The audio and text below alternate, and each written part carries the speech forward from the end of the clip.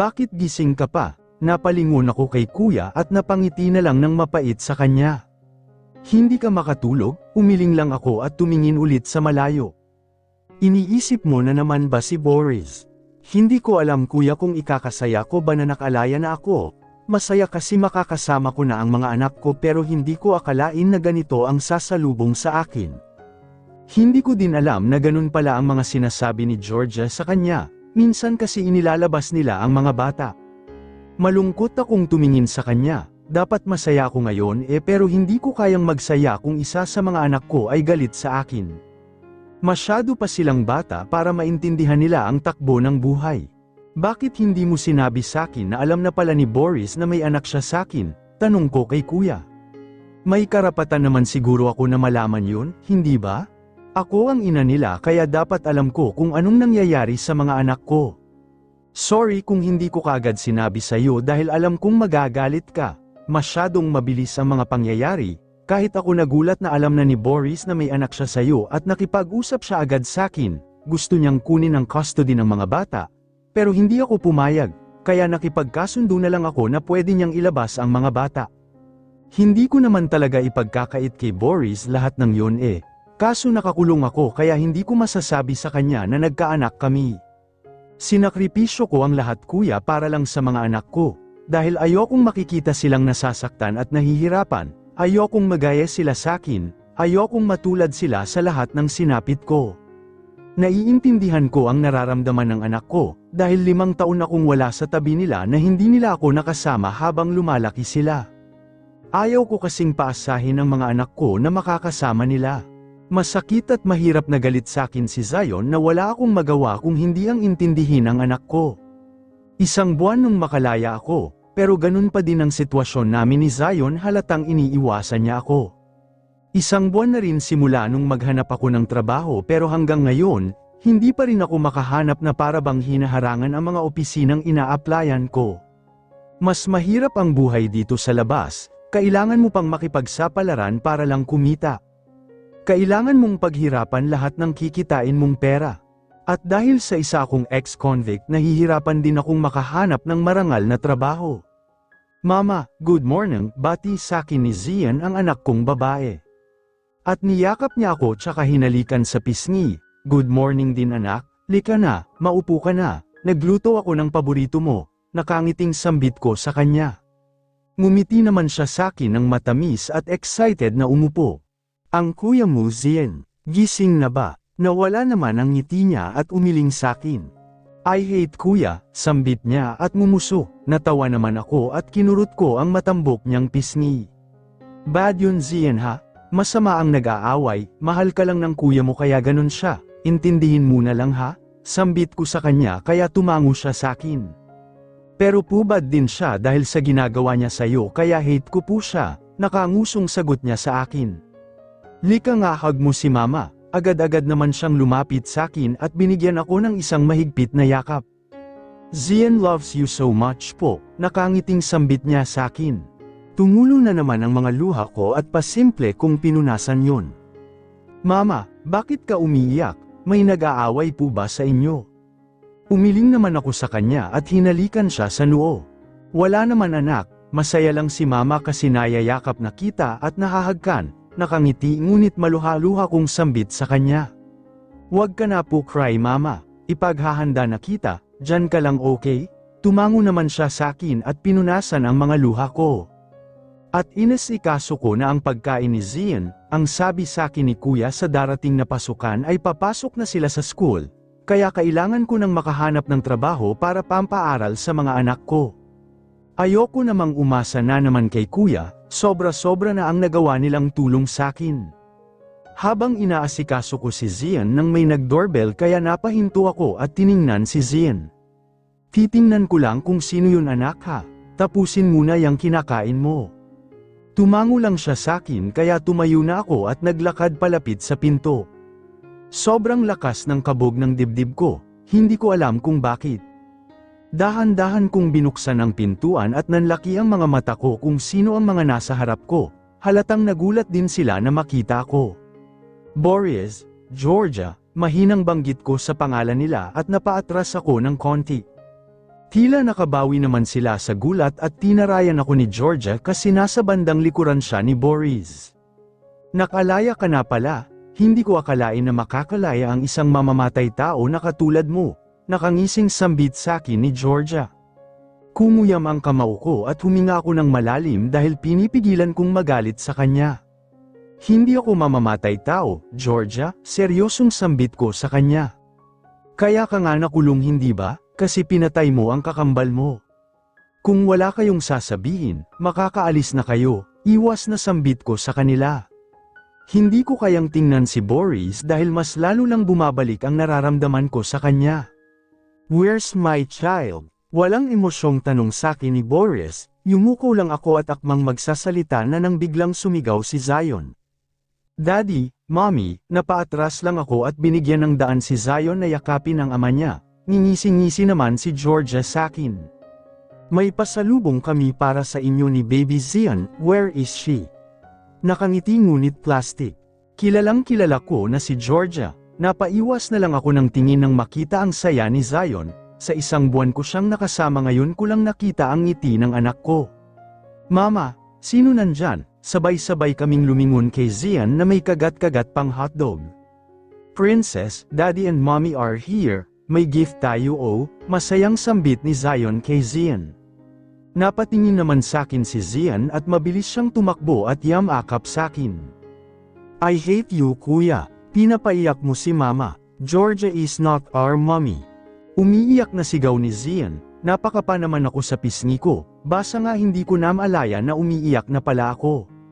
Napapunas naman ako at ngumiti ng pilit kay Zion. Sige na anak, lumapit ka na sa daddy mo. Umiling lang siya at mahigpit ang pagkakakapit niya sa bewang ko. Baby Zion, I told you right, she's criminal, malungkot na saad ni Georgia sa kanya. Georgia, seryosong tawag sa kanya ni Boris, pero Han. Natahimik na lang si Georgia sa tabi at pasimpleng inirapan ako. Hindi ko sila pinansin at hinarap ko si Zion, nginitian ko siya at inayos ang buhok niya. Zion anak, makinig ka kay mama okay? Bad yung ginawa mo kanina, dinalaw ka ng daddy mo kaya dapat happy ka. Pagpapaalala ko sa kanya, pero, Zion anak, ano yung sinasabi ko sa'yo? Maging mabait na bata po, very good, sige na lumapit ka na sa daddy mo. At wala naman siyang nagawa kundi ang lumapit kay Boris. Pumasok muna kayo nang mapaghandaan ko kayo ng maiinom. No way, baka lasunin mo pa ako, mataray na sambit ni Georgia sakin. Huwag kang mag-alala, hindi mo ako katulad, gulat naman siyang tumingin sakin. Ano, napailing na lang ako sa kanya at inanyayahan ko ulit sila pumasok, pero bago yun biglang dumating si Angeli at Tintay kasama ang mga anak nila. Oo, nandito pala ang cheater at mistress, parinig ni Angeli. Pinanlakihan ko naman siya ng mata pero hindi siya natinag kaya ngumisi lang siya sakin. Ang bongga mo dun girl, nakangising sambit naman ni Tintay. Napailing na lang ako, bakit ba kasi pinagsama pa silang dalawa? What did you say? Kunot noong tanong ni Georgia kay Angeli. Ngumisi lang si Angeli at tiningnan niya si Georgia mula ulo hanggang paa. You know what Boris, hindi ko akalain na papatol ka sa isang cheap na katulad niya, na kayang sumira ng pamilya para lang makuha ang inaasam na yaman, biglang sambit ni Angeli kaya napakunot ang noo ni Boris. Angeli, suway ko sa kanya, what? Matagal na akong nagtitimpi sa kanilang dalawa, kasi yung asawa mo nandun sa haliparot niya habang ikaw nagdudusa, mamatay-metay ka na sa kulungan samantalang sila nagsasaya. Nataranta naman ako at hinila ko na si Angeli papasok sa loob. Angeli please, nandito ang mga bata, umirap lang siya sakin at padabog na pumasok na sa loob. Saksi ako sa lahat ng pinagdaanan ni Erlinda sa loob ng kulungan para lang mabuhay, sambit din ni Tintay at inirapan niya si Georgia bago pumasok sa loob ng bahay. At muli akong humarap kina Boris na seryosong nakatitig sakin. Pumasok na muna kayo, mahinang sambit ko sa kanila. Pumasok na muna kayo sa mga kwarto niyo mga anak, sambit ko sa kanila at sumunod naman agad sila. Georgia, mauna ka na sa company, susunod ako, seryosong sambit sa kanya. What? Hihintayin kita Han, reklamo ni Georgia pero tiningnan lang siya ni Boris kaya wala siyang nagawa kung hindi ang sumunod. Naiwan naman kaming dalawa ni Boris, mas lalong kumakabog ang dibdib ko. It's been a while nang makita ko you at siya. Walang pagbabago, mas lalo pa siyang gamwapo ngayon. Kamukhang kamukha niya talaga ang anak naming si Zion. Boris, wala tayong dapat pag-usapan, tapos na ang dalaw mo sa mga anak ko. Erlinda, tama na Boris, hindi ko pa kayang marinig lahat ng sasabihin mo. Hindi ko ipagkakait ang mga anak ko sa'yo, kaya please umalis na kayo ni Georgia. Naiiling na sambit ko sa kanya. May gusto lang akong malaman, kailan mo pa alam na nagkaroon kami muli ng connection ni Georgia? Natigilan ako at napaiwas ng tingin sa kanya. Hindi mo na dapat pamalaman Boris, masaya ka na hindi ba? Nagparaya na ako para sa'yo kaya sana hindi nyo naguluhin ang buhay ko. Kung gusto mong makasama ang mga bata hindi kita pipigilan. Dahil may karapatan ka pa rin sa mga anak ko, sige na, makakaalis ka na. Tinalikuran ko siya pero nahawakan niya ako sa braso kaya natigilan ako. Pumunta ka ng Amerika, hindi ba? Sinundan mo ako noon. Napapikit ako at napahinga ng malalim at tinanggal ko ang kamay niyang nakahawak sa braso ko. Nagkakamali ka, nakakulong na ako ng mga panahong yun, naiiling na sambit ko sa kanya. Erlinda, sigaw niya kaya napatalon ako sa gulat. Boris, napahinga siya ng malalim at seryoso niya akong tiningnan. Don't lie to me Erlinda, alam kong sinundan mo ako. Tumigil ka na Boris, umalis na kayo, tumalikod muli ako, pero hinila niya ako at niyakap na siyang ikinagulat ko. Please, don't lie to me, kumuyam ang mga kamao ko bago ko siya tinulak ng malakas. Ano ba Boris, hindi mo ba naiintindihan ang sinabi ko? Umalis ka na, please lang, umalis ka na. Hindi ako aalis, gusto mong malaman, fine, matagal ko nang nalaman na may ugnayan pa kayo ni Georgia. Oo, sinundan kita sa Amerika para malaman ko kung masaya ka ba sa piling niya. Ano masaya ka na? Pwede ka nang umalis, sigaw ko sa kanya habang nakaduro sa pintuan pero hindi siya natinag kaya napasuklay na ako sa buhok ko. Ano pa ba ang gusto mong malaman Boris? Kung bakit nakipaghiwalay ako sa'yo, o kung bakit nakulong ako? Nakipaghiwalay ako sa'yo kasi mas gusto kong maging masaya ka. Ayokong matali ka sa relasyon na hindi mo gusto, ayokong matali ka sa'kin, kaya nagparaya ako para maging masaya ka. Hindi ko sinabi sa'yo dahil ayoko nang maging sagabal sa buhay mo. Umuwi ako sa amin pero alam mo kung anong sinalubong nila sa'kin, isang sampal, akala ko malalapitan ko sila pero hindi yun ang nangyari. Pinagbintangan pa nila ako sa mga kasalanang hindi ko naman talaga ginawa, umiiyak na sigaw ko sa kanya at hinampes ko siya ng hinampes. Niyakap niya lang ako ng mahigpit habang sinasalo niya lahat ng hampas ko sa kanya, hanggang sa mapaupo na ako sa sahig habang humahagulgol ng iyak. Hindi mo alam kung anong pinagdaanan ko Boris, hindi mo alam kung gaano kahirap sa akin ang makulong habang pinagbubuntis ko ang mga anak ko, hindi mo alam kung ilang beses na akong gustong sumuko. Pero hindi ko ginawa dahil para sa mga anak ko lalaban ako. Ilang beses akong napanganib sa uob pero nagpatuloy pa rin akong lumaban, para sa mga anak ko. Hindi ito ang pinangarap kong buhay. Alam mo yun Boris, alam mo yun? Napatakip na ako sa bibig para pigilan ang paghagulgol ko. Pero kahit anong gawin ko habang inaalala ang lahat, hindi ko pa rin maiwasang hindi masaktan. Umalis ka na parang awa mo na, nakikiusap na sambit ko sa kanya. Georgia, Boris, umalis na kayo, patahimikin mo na si Erlinda. Niyakap ako nila Angeli, kaya napayakap ako sa kanila. I'm sorry, humagulgol lang ako ng iyak habang yakap ako nila Tintay. Bakit mo pa rin ako pinapahirapan Boris? Ilang araw akong binabagabag nung araw na magkita kami ni Boris. Hindi ko na alam ang gagawin ko ngayon, alam na niya ang lahat, hindi ko na alam ano pang posibilidad na mangyayari sa amin. Nalilito at naguguluhan ako, hindi pa ba siya masaya na asawa na niya yung babaeng mahal niya, yung babaeng gusto niyang makasama habang buhay? Hindi pa ba sapat ang ginawa kong pagpapaubaya para lang maging masaya siya? Ginawa ko yun dahil alam kong yun ang mas makakabuti para sa kanya, kaya bakit kailangan pa niyang malaman ang lahat? Erlinda, napakurap naman ako at lumingon sa tumawag sakin. Kuya, ngumiti lang siya at tumingin sa mga melita na nakalagay sa ibabaw ng kama ko. Tapos ko nang ipag-impake ang dalawang bata, sigurado ka ba na aalis kayo dito, mas safe dito? Ayaw na naming makisiksik pa dito kuya, may kanya-kanya na tayong buhay. Ayoko nang pati kayo ni Ate Cheska na dadamay sa gulo ko, pilit nang ngiting sambit ko sa kanya. Kapatid kita Erlinda kaya kung ano ang gulo mo, gulo ko na din, hindi ko naman hahayaan na mapahamak ka, nawalan na ako ng isang kapatid at ayoko namang pati ikaw mawawala sakin. Nangilid naman ang luha ko sa mga sinabi ni Kuya sakin kaya niyakap ko siya. Maraming salamat Kuya, maraming salamat sa lahat ng naitulong mo sakin, hayaan mo makakabawi rin ako sayo, bulong ko sa kanya at bahagyang tinapik ang likuran niya. Sus, ikaw talaga, wala yun, pamilya tayo kaya magtutulungan tayo. Lilipat ako kasama ang mga anak ko sa apartment na tinutukoy ni Tintay. Yes, kasama si Tintay dahil ayaw niyang makasama ang nanay ng asawa niya sa iisang bahay, kaya mas pinili ni Tintay na manirahan kami sa apartment, at dahil ayoko ding maging pabigat kay Kuya pumayag na rin ako sa alok niya. Mas mabuti na yun, gusto ko kasing magsimula muli ng panibagong buhay, kahit alam kong maraming pagsubok ang dadating sa amin ngayon, lalo na't nakakalaya pa rin ang mga totoong salarin. At hanggang ngayon hindi pa rin nabibigyan ng hustisya ang pagkamatay ng kakambal ko.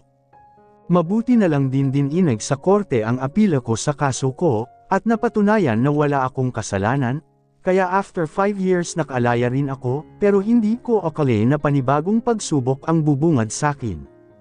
Kahit na alam ko malaki ang tampo sakin ng anak kong lalaki, hindi yun dahilan para tigilan ko ang panunuyo ko sa kanya, alam kong mabuti siyang bata pero masyado lang siguro siya naiimpluwensyahan ng ibang tao. Mama, nandito na po si Ninang Tintay. Rinig kong sigaw ng prinsesa ko. Pababa na ako, sigaw ko rin at kinuha na ang Lolita at hinila ko palabas. Pagkababa ko, si Tintay na lang ang nandon, nung mapansin niya na nakababa na ako, agad-agad siyang lumapit sakin para tulungan ako sa dala ko. Ang mga anak ko, tanong ko sa kanya, tinuro naman niya yung sasakyan ni attorney. Nauna na ako, excited kasi silang makalaro ang kinakapatid nila. Tumanggo na lang ako sa kanya at siya na rin nagdala ng Lolita ko palabas ng mansion ni Kuya. Napansin namin na parang seryoso ang usapan ni Kuya at ni attorney, tungkol ba ito sa kaso. Napalingon naman sila at tinapik ni Kuya si attorney sa balikat at nilapitan niya ako. Tawagan mo ako kapag may kailangan ka, okay. Dadalaw kami sa inyo nila Ate Cheska mo, nakangiting sambit ni Kuya sakin. May iniabot siya sakin, isang credit card. Buti na bawi pa namin yung account mo sa mga nag-imbestiga. Agad kong kinuha sa kanya at niyakap ito. Ito yung account ko na tinago-tago ko, dahil nandito lahat ng ipon ko noong mag-asawa kami ni Boris, tuwing binibigyan niya ako ng pera, hindi ko yun ginagastos. I'm saved that just in case na magkaroon ng emergency. At laking pasalamat ko na hindi ito naitapon o sinunog, dahil kailangan ko ito para sa kinabukasan ng mga anak ko. Mag-iingat kayo dun, ikaw na ang bahala sa kanila, Tintay. Tumango at nag-thumbs up naman si Tintay kay Kuya. Hinalikan ako sa noo ni Kuya at niyakap niya ako. Mag-iingat ka, kumaway lang ako kay Kuya habang unti-unting umaandar ang sasakyan ni attorney, at ganun din ang mga anak ko. Humiga naman sa lap ko si Zian, mukhang napagod siya kakalaro. Ay sis, may nakalimutan akong sabihin sa'yo, napatingin naman ako kay Tintay na nasa passenger seat. Ano yun? Tanong ko sa kanya, ngumiti naman siya ng pagkalaki-laki. Magkakatrabaho na tayo, excited na sambit ni Tintay sakin. Talaga, balak ko pa sanang maghanap ng trabaho kapag nakalipat na kami, kasi kahit may ipon ako, hindi pa yun sapat para sa amin ng mga anak ko. Kahit alam kong nandyan si Boris, ayoko namang isa ko lahat sa kanya ng gastos, baka isipin pa ni Georgia na pineperahan ko lang si Boris which is not true. Yap, pinatawag ako ni Mayora, nakangiting sambit ni Tintay kaya mas lalo akong nagulat sa kanya. Kahit ganun sobrang saya ko kasi magkakatrabaho na rin kami, mahirap magkatrabaho lalo na mga ex-convict kami. Paano? Nagugulat pa rin na tanong ko kay Tintay. Nakakagulat no, mayaman pala si Mayora basta tinawagan niya ako na pumunta tayo sa mansion daw niya. Natatawang sambit ni Tintay at hindi na ako sumagot pa dahil nagugulat pa rin ako. Hindi ko na muna iisipin yun, basta ang mahalaga magkakatrabaho na kami at isa pa makikita ko na rin ulit si Mayora, ang naging nanay namin sa kulungan. Excited na rin ako sa magiging trabaho namin. Napabuntong hininga na lang si Drake, hanggang ngayon wala pa ring lead sa kaso ni Arminda. Binalak muli naming buksan ang kaso katulad ng utos ni Erlinda sa amin, siya na mismo ang nagsabi sa amin na gusto niyang muling buksan ang kaso ni Arminda, dahil gusto niyang bigyan ito ng hustisya na hanggang ngayon mailap pa rin sa amin. Papasok na sana ako sa bahay nang biglang may tumawag sa akin. "Ikaw, anong ginagawa mo rito?" Gulat na tanong ko sa kanya. "Pinapatawag ka ni Mayora," kumunat ang noo ko sa kanya. "Mayora? Sino siya? Malalaman mo pagdating mo doon."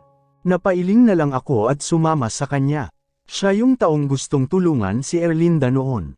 Nakausap ko na siya, at plano nilang lahat na magtagal si Erlinda sa kulungan kaya itinigil namin ang pag-apila, pinagpatuloy ang pag-apila na agad namang dininig ng korte. Akala ko nga utusan siya ni Papa, pero iba pala ang amo niya na gusto ring tulungan si Erlinda sa kaso. Nalaman ko na rin kay Papa ang totoo, ang mga akting niya sa harap ni Erlinda, lahat yun pakitang tao, dahil para hindi malaman ng kalaban na may kakampi pa si Erlinda, kaya pala sinasabihan niya kami na huwag makialam sa kaso dahil sila na pala ang kumikilos noon. Yun lang daw ang tanging paraan para maprotektahan si Erlinda para habang nasa loob malaya silang makakilos na mahuli ang may pakana ng lahat ng ito. Ako lang talaga ang walang kaalam-alam sa nangyayari. Nandito na tayo, napatingala ako sa malaking mansion, hindi siya pamilyar sa akin at bago rin sa paningin ko. Dito nakatira si Mayora, tumango lang siya sa akin at ngumisi kaya sabay kaming bumaba ng sasakyan. "Drake?" Nanlaki ang mga mata ko sa taong nakatayo sa pintuan. "Mama, anong?" Lumingon ako sa kasama ko at tumango lang siya sa akin. "Ikaw ang Mayora?" Ngumisi lang si Mama sa akin at hindi sumagot kaya nilapitan ko siya. "Ako nga, and that young man is Jimmy Palermo." Nanlaki ulit ang mga mata ko at nilinggan ko yung kasama ko. Siya ang nag-imbestiga sa kaso ni Erlinda, ako rin ang nag-utos sa kanya na tulungan si Erlinda sa kaso niya. At plinano namin na manatili si Erlinda sa loob hanggang sa wala nang takas pa ang mga kalaban. Kumunat ang noo ko sa kanila, "Wala akong naiintindihan Mama," naiiling na sambit ko sa kanya, "Maiintindihan mo rin ang lahat anak, ang mahalaga mahuli ang taong gustong pumatay kay Erlinda." "Pumatay? Sinong gustong pumatay sa kanya?" Ngumisi lang si Mama.